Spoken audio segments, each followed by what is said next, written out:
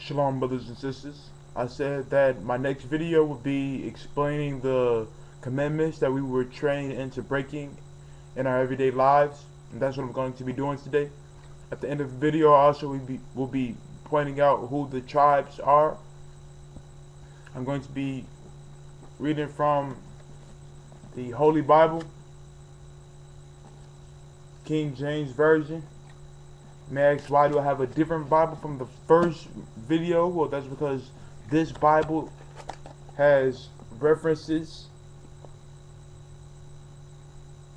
So at the end of every verse, or at the end of verses, it'll have a reference to send me to another verse that is speaking on the same thing. Now I still have my other Bible here. As you can see, it's smaller because it doesn't have references. Still the same Bible. First, I'm going to be going to Psalms chapter 111 verse 10. And I know it's been a while, or I know it may have been a little minute before I made my next video, but I'm having a hard time with YouTube uploading videos. So Psalms chapter 111 verse 10.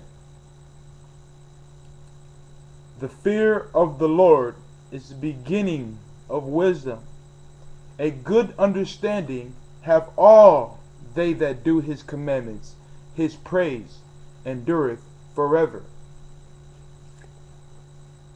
The fear of the Lord is the beginning of wisdom. To fear the Lord is to do his commandments. A good understanding that have all they that do his commandments. His praise endureth forever. Next, I'm going to be going to Proverbs 1 and 7.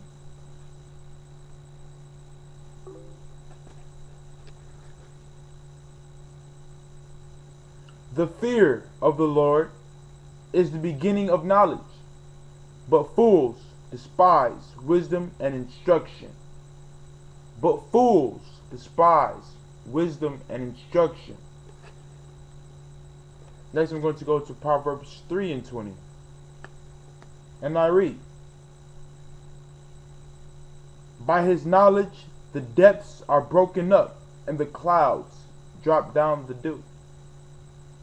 By his knowledge the depths, the unknown, become known, and the clouds drop down the dew. You know how you always look up at the clouds. What's up in there? What's up there in the clouds?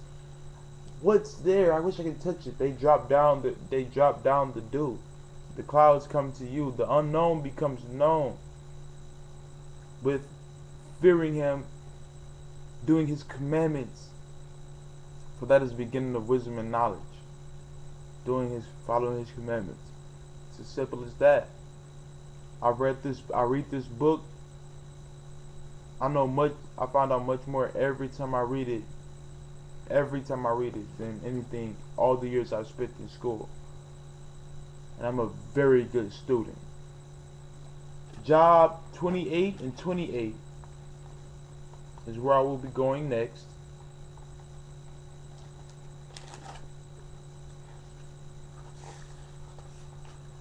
Job chapter 28 verse 28.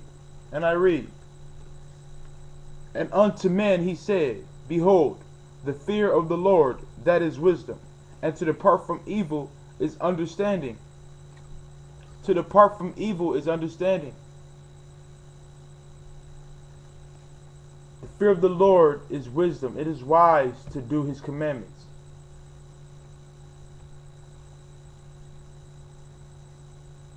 And to depart from evil is understanding. I'm going to go to Ecclesiastes 12 and 13. Now, all these I'm reading on wisdom to start this off, because that is the first thing. You have to understand that fearing the Lord is the first step to gaining this wisdom and knowledge. So once you start to fear the Lord and abide by his commandments, then that's when the knowledge and wisdom will come in. Then that's when the knowledge, as in the words of this book, will have to come in. It'll flow into you. Okay, and you pray and you fast. How you build on this knowledge and this faith is you pray, you fast, and you pray. The point of fasting is starving the flesh to feed the spirit. Oh, I mean, everything that pleases the flesh is everything that pleases the flesh is evil, is sin. Everything that pleases the spirit is righteousness. Now I'm going to try to stray from my already pre-planned lesson and see if I can find the scripture that speaks on the flesh and the spirit.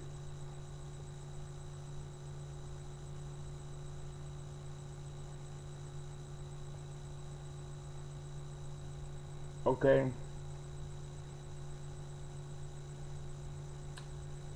You know what? I can't find it exactly right now. So I'm going to go on to Ecclesiastes 12 and 13.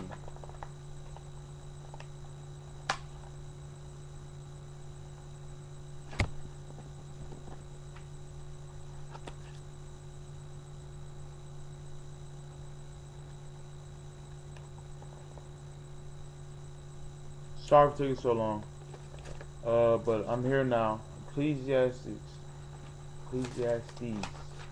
12 and 13.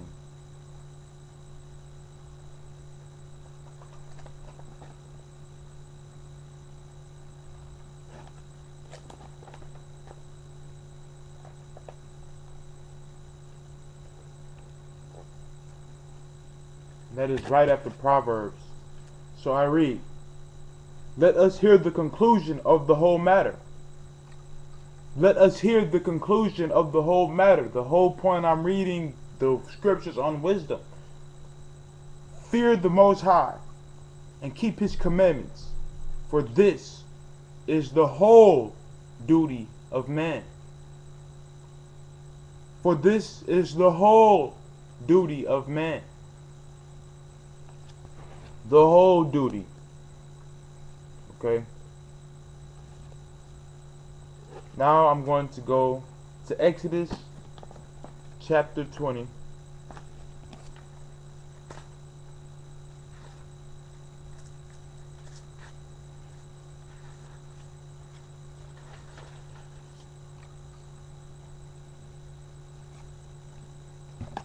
And I read, and the Most High spake all these words, saying, I am the Lord, thy power, which have brought thee out of the land of Egypt, out of the house of bondage. Thou shalt have no other gods before me.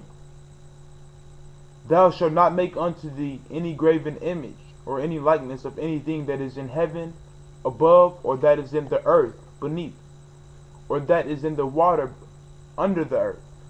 Thou shalt not make unto thee any graven image. A graven image is a depiction of death.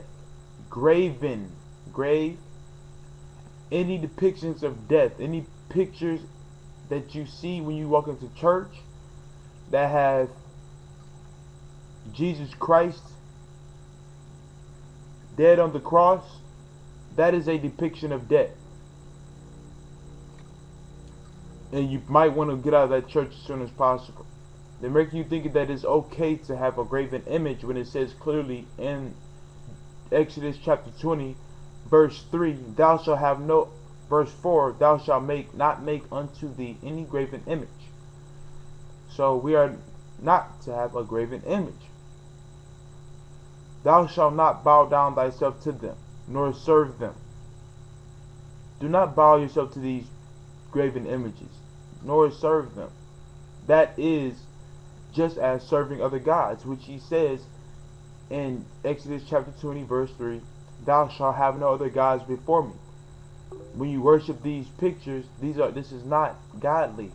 So you are worshiping another god, essentially, in his eyes. For I, the Lord, thy power, am a jealous power. I I say power in the place of God.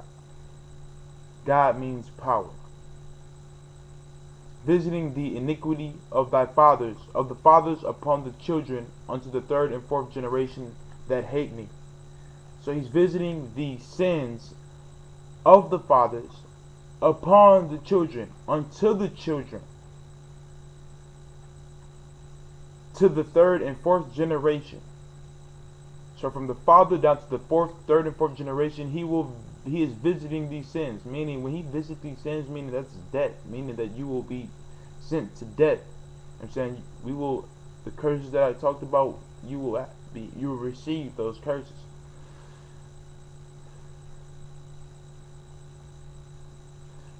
I'm going to jump down. Oh no, I'm going to keep reading. And showing mercy unto thousands of them that hate me. And showing mercy unto thousands of them that love me and keep my commandments. Mercy unto them that love me and keep my commandments. His mercy is a great thing. It's a great thing. It's a great thing, his mercy. I beg for his mercy. Thou shalt not take the name of the Lord thy power in vain, for the Lord will not hold him guiltless that taketh his name in vain. Remember the Sabbath day to keep it holy. 6 days shalt thou labor and do all thy work, but the seventh day is the Sabbath of the Lord thy power. In it thou shalt not do any work, thou, nor thy son, nor thy daughter, thy manservant, nor thy maidservant, nor thy cattle, nor thy stranger that is within the gates. For in 6 days the Lord made heaven and earth, the sea, and all that in them is, and rested the seventh day. Wherefore the Lord blessed the Sabbath day and hallowed it. I'm going to go to Deuteronomy chapter 6, verse 14, and to speak a little more on the Sabbath day.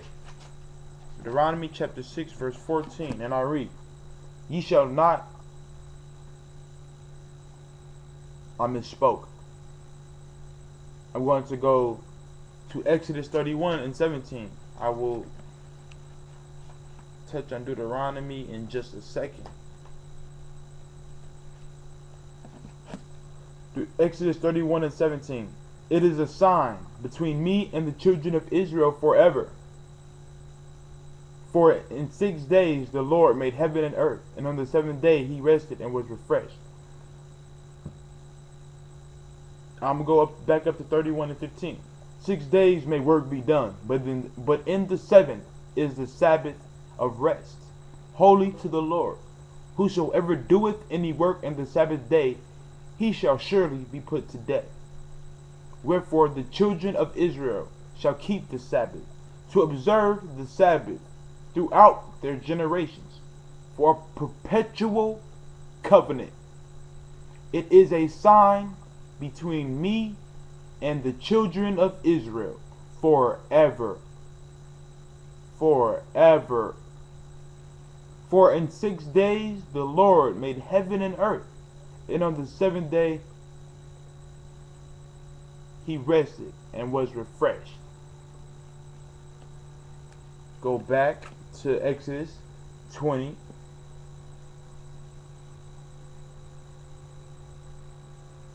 And 10. But the seventh day is the Sabbath of the Lord thy God, thy power. Most people think that the seventh day of the week is Sunday, because they work starting Monday. They have Sunday off. But look at your calendar, folks. This is a subtle trick that they do to trick us. You know what I mean? It's subtle. The seventh day is Saturday. This is a subtle trick. It's plain and simple. The seventh day is Saturday, not Sunday. That's the first day of the week. God said, the Most High said, we're going to have the last day for the Sabbath, the holy day. And Satan said, okay, I'm going to do the first day. I'm going to go to Leviticus chapter 19 and 4. And after this, I will be done.